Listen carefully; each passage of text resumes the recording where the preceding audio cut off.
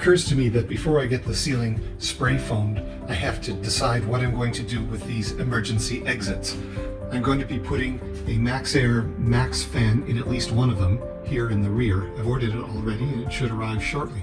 So I've got to measure the size of the current hole because I'm going to have to use sheet metal to shrink it down to a 14-inch square. Using sheet metal left over from when I tore out the ceiling, I'm going to cut a piece of metal 26 inches square. My goal is to cover up any holes in the ceiling that might have been made by the fasteners that are holding the emergency exit in place. I don't want to make it so wide that it overlaps with the heads of the rivets that are on the other side on the roof here, because then I wouldn't be able to sandwich butyl tape between two flat surfaces.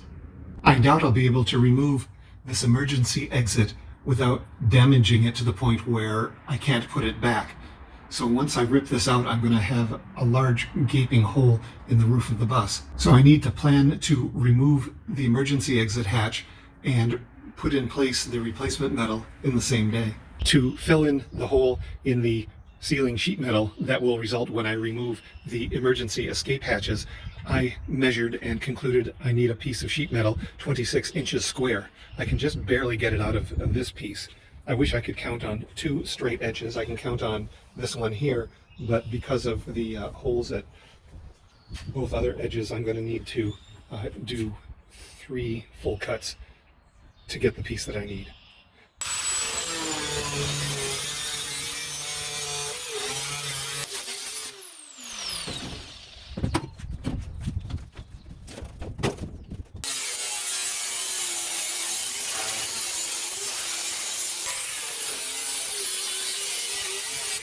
From what I read online, I now need to cut a 14-inch square hole in the center of this sheet to accommodate the Maxxair fan.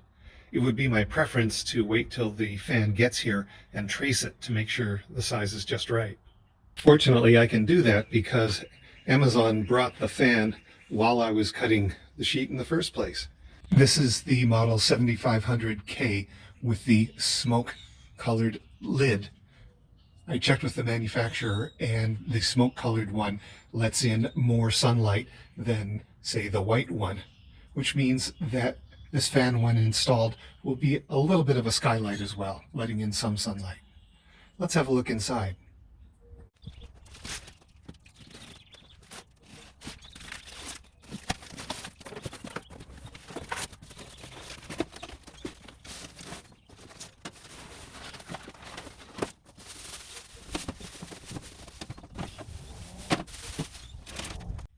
It looks pretty sleek, which it should. In Canada, this thing costs about as much as, say, a window air conditioner that could cool most of the floor of a small house.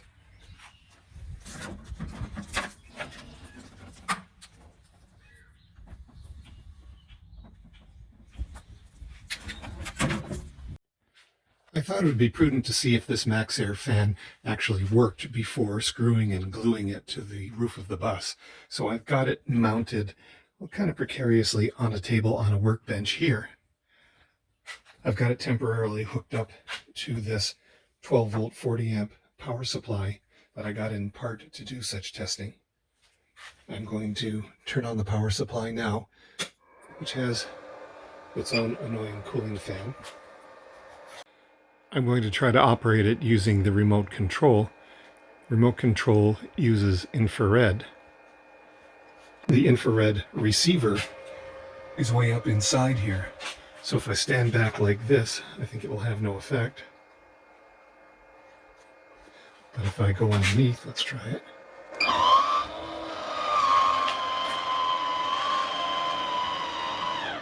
And how cool is that? And what if I reverse the fan direction?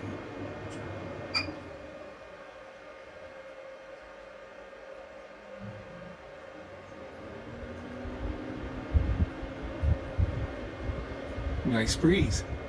The infrared light emitted by an infrared remote is by definition not visible to the naked eye, but it is visible to video cameras, as you can see here when I push the button. This is a neat trick because if a system isn't working, you can use this to determine whether or not the remote is working or whether you need to change the batteries in it. This is the part that determines the size of the hole. And once the hole is cut, this drops in. I use some butyl tape, which came in the same shipment. Put it under here all around, and then screw it in place, and then use a self-leveling lap sealant, which will come within a few days, to go around the perimeter and touch all the screw heads.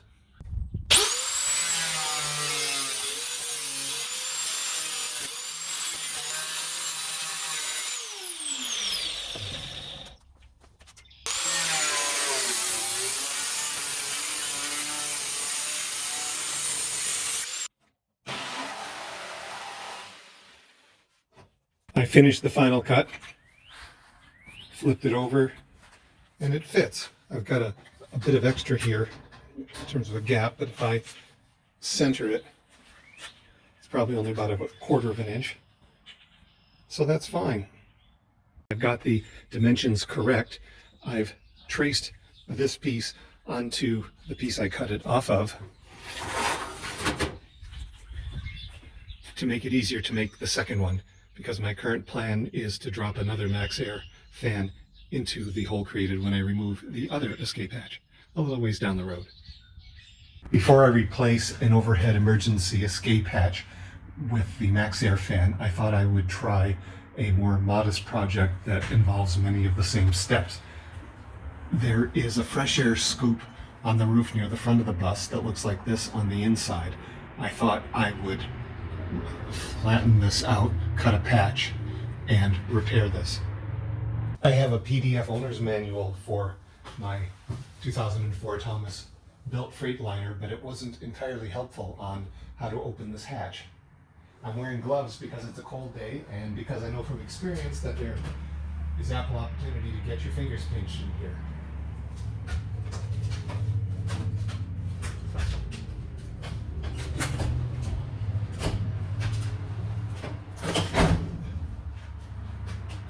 Now I think I turn that.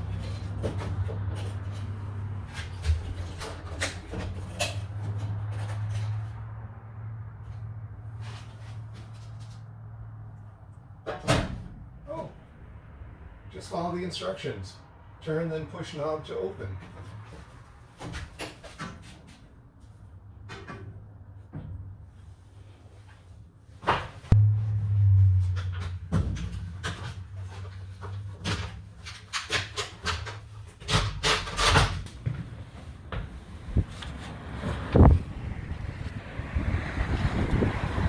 There's the strobe light. Here's that fresh air scoop in the front. Right now I'm cutting an 8-inch diameter plate that I'm going to use to cover the hole that will remain when I remove the strobe light from the roof of the bus. I'm finding that with some effort and patience, I can cut this metal with tin snips with greater accuracy than I could with a grinder.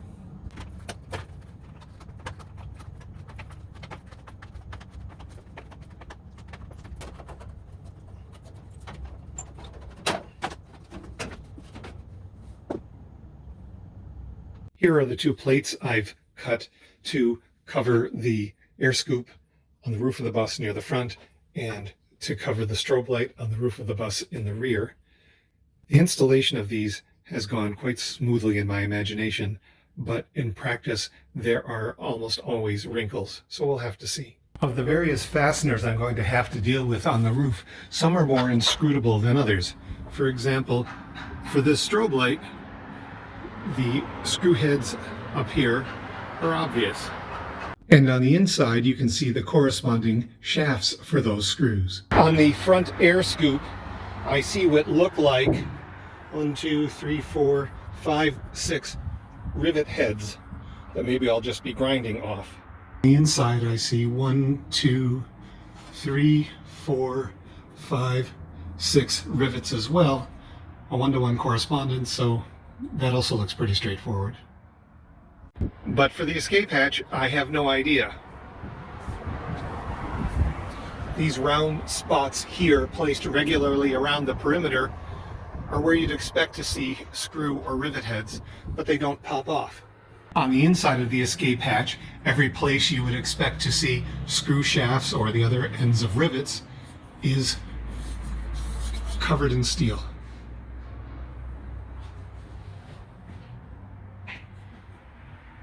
So I expect I'm just going to start with a pry bar and see if adhesive is what's holding it on. I'm going to start with what I take to be the easiest one to remove, which is the strobe light.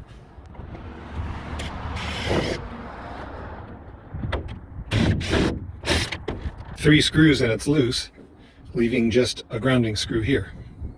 Like the ceiling lights, it has kind of a retro vibe, and it gets me thinking about where I might use it in the bus, though certainly not placed anywhere on the ceiling where people are going to bang their heads on it. Meanwhile, removing the strobe light has exposed numerous screw holes to rain, so I'm now going to have to repair that. And the means I've chosen is this plate, which will oblige me to make 8 more holes. Let's see how that turns out. I'm going to be reusing sheet metal screws that I took down from the ceiling. They're not self-tapping, so I'm going to have to drill pilot holes in the roof using a small enough bit that the screws can get a lot of grip. To create a good seal, I'm going to be putting butyl tape around the perimeter of this patch, lined up so it covers all the holes. But I think I'm going to pre-drill the 8 pilot holes and then apply the butyl tape, because I'm just not sure how drilling through the butyl tape will work. I've decided on a compromise. I've pre-drilled here and here, but not the remaining 6, because I'm mindful of the fact that once I bolt these down, it might cause these holes to spread out slightly. So I'm going to apply butyl tape to the underside of the plate, screw down these 2 first, then drill the rest of the holes and seal them.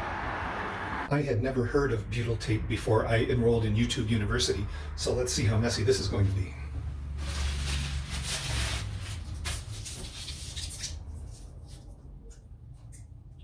Got to peel off backing on one side. It would be desirable to apply this in one continuous stretch.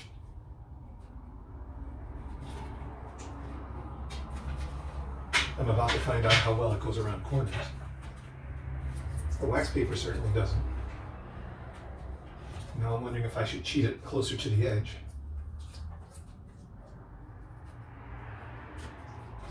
Probably is smart.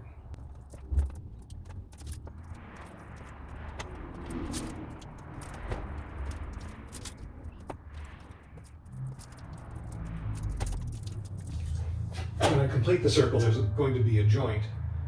I had the presence of mind not to make it right on a screw hole.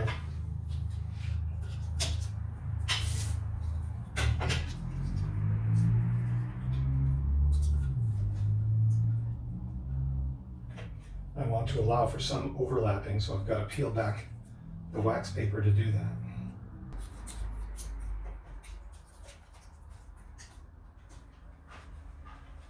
I'm thinking that should do it. Time to screw it in place. This surface doesn't look filthy, but it's a good idea to clean it before applying any sealant or adhesive.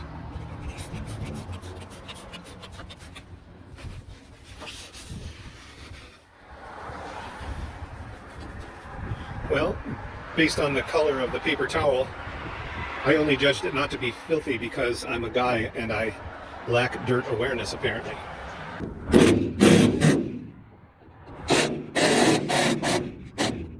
2 down. Now I'm going to drill the other 6 holes.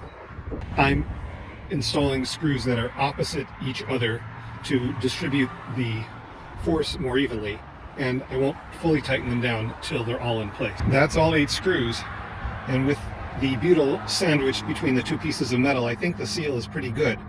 I am going to add that lap sealant around the perimeter and cover each of the screw holes.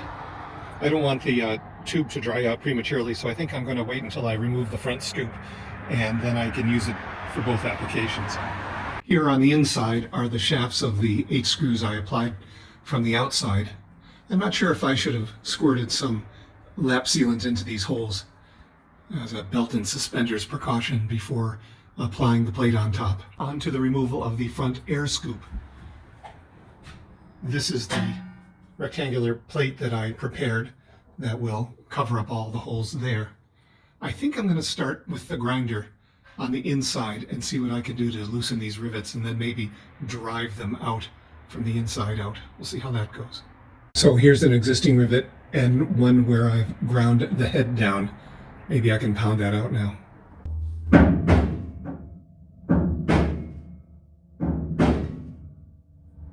It's not budging. I might not have removed enough material, though I'm wary of removing too much and making a gouge right through the ceiling.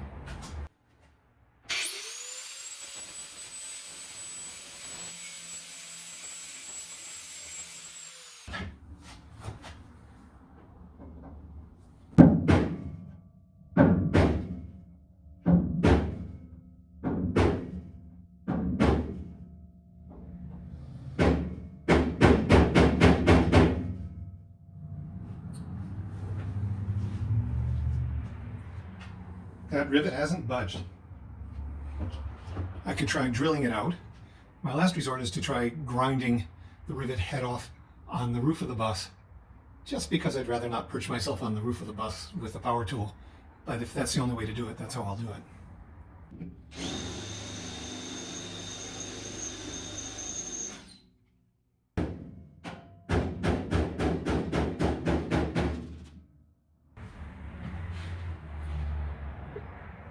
Daylight, so it appears some combination of grinding and drilling may do the trick.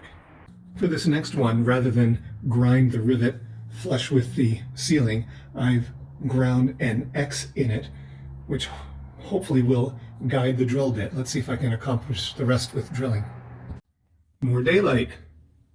So it appears that grinding an X into the rivet, drilling it out, and then hammering the rest of it upward will do the trick. There it is. It's kind of an interesting design. The ceiling panel under this hole was perforated, and I assume the rationale for this whole assembly was to provide fresh air to the driver and the passengers, but cold air just poured in this hole in the wintertime, so I'm glad to be rid of it. This metal's not that thick. The grinder is doing a fine job removing this lip. Okay, the ring's off. I'm just going to do a little grinding to get rid of any high spots. Interestingly, I don't see any evidence that any sealant was used here. No more high spots. Now I've just got to clean the area and begin to affix the plate that I made for it. Yep, this was filthy too. I've marked with a pencil where the plate should go, and I've marked where the front and rear center screws should go. I'll drill those holes first, but we'll only drill the others once the plate is in place. This may be unnecessary, but I'm going to put some of the lap sealant around this hole and perhaps dab some in these holes before I put the cover on. There it is. It can't hurt. That's the panel covering the air scoop hole, butyl taped and screwed into place. Now I'm just going to add some lap sealant around the perimeter once I clear up any butyl that's squeezed out. I've completed the installation of the cover that covers the front air duct. Applying caulk in a nice, even, attractive bead requires skills I just don't have, but hopefully it's functional. And that completes the installation of the cover for the strobe light hole. It's time to install the Maxxair fan.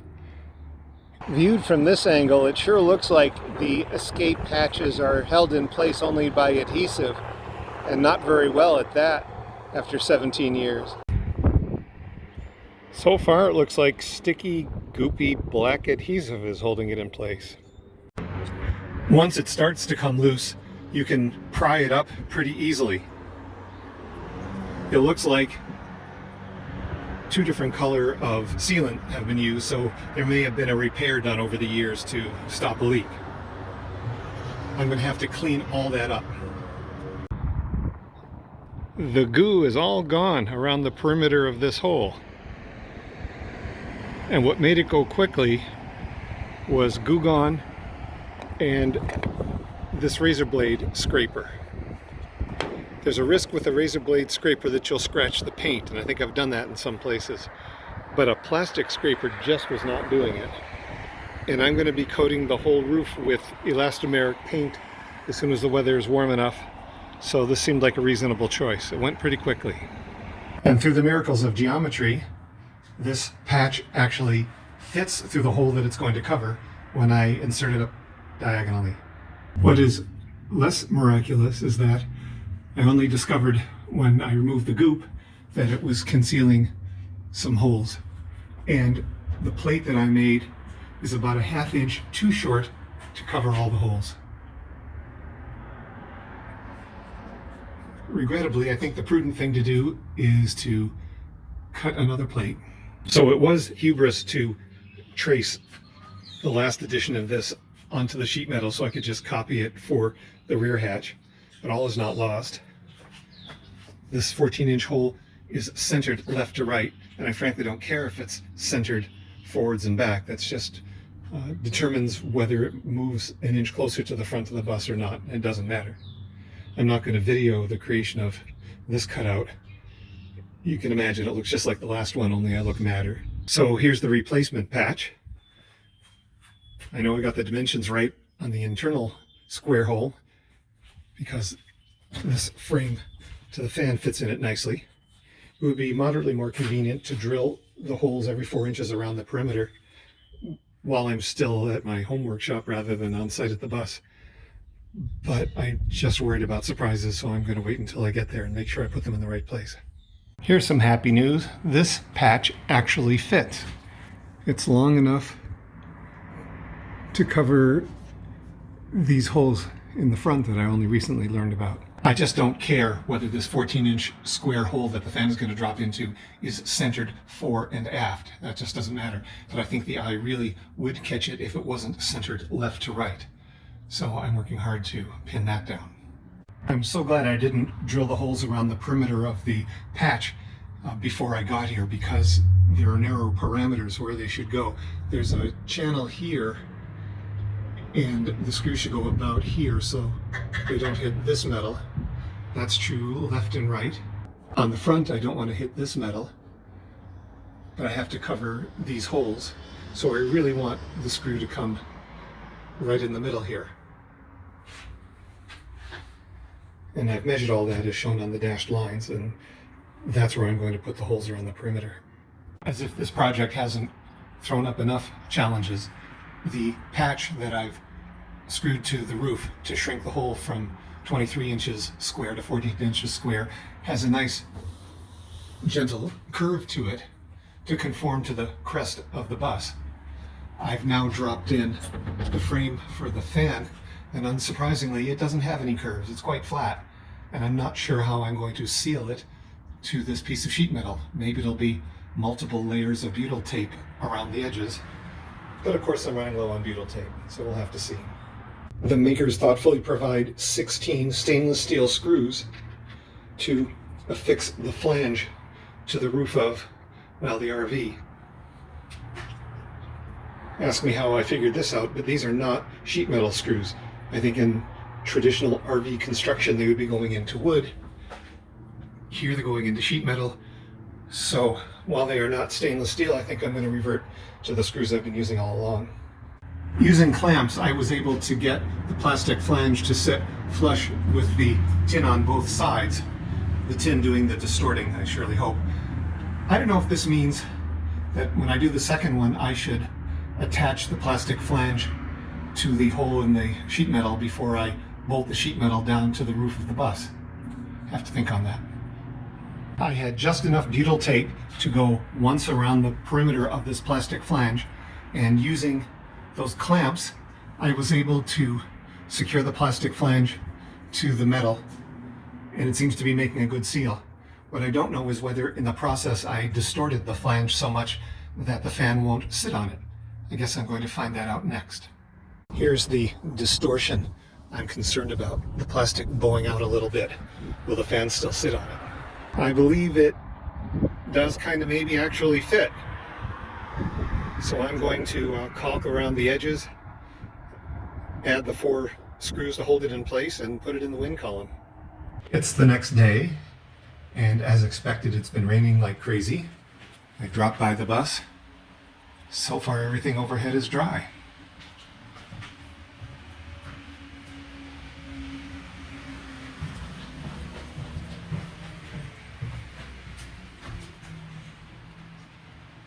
This is good news. It's early May down at the boat launch. A month ago I had my pickup spaces. Now it's just a little past 10 a.m. and there are a few left. I previously declared the installation of this Maxxair fan to be complete, but it really isn't. The problem remains of the flange when screwed down to a bowed piece of sheet metal becomes distorted, and the 4 screws that are meant to secure the fan to the flange aren't in all the way because the holes don't line up completely. So I need to do something about this. I've removed the butyl tape that I installed just a few days ago. I'm fond of the expression, there's never time to do it right, but always time to do it over. I've drawn a pencil line around the perimeter to show where the edge of the flange is. I've added an extra layer of butyl tape on the left and the right to build it up to see if that will close the gap. These 2 pieces of wood made from a paint stirrer appear to be of the right thickness to flatten out the surface. The issue is whether I can make this watertight. Well, it's installed, and fingers crossed that it's waterproof. This is nowhere near the final wiring. I haven't even really determined the final location of the breaker and fuse panels, but I'm repurposing some surplus wire that I previously stripped out of the bus and terminating it in one of these male cigarette lighter jacks that plugs into the EcoFlow. Let's spark it up.